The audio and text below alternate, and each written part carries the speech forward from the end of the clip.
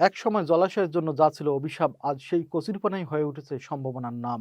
দেশের বিভিন্ন অঞ্চলে কচুরিপানা ব্যবহার করে তৈরি হচ্ছে নানান ধরনের পরিবেশ বান্ধব হস্তশিল্প, যা বদলে দিচ্ছে অনেক মানুষের জীবনমান।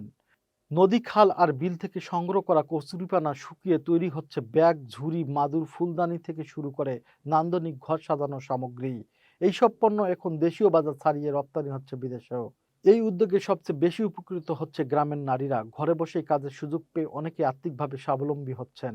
কারো সংসারে এসেছে সচ্ছলতা, কারো আবার নতুন করে দেখা দিয়েছে আত্মবিশ্বাস।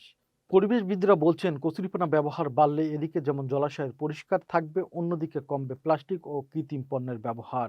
সরকারি ও বেসরকারি সহায়তা বাড়ানো গেলে কচুরিপানা ভিত্তিক এই শিল্প আরও বিস্তৃত হবে, এমনটাই মনে করছেন উদ্যোক্তারা। অবহেলার কচুরিপানা এখন আর বোঝা নয়, বরং গ্রামীণ অর্থনীতির নতুন সম্ভাবনার প্রতীক।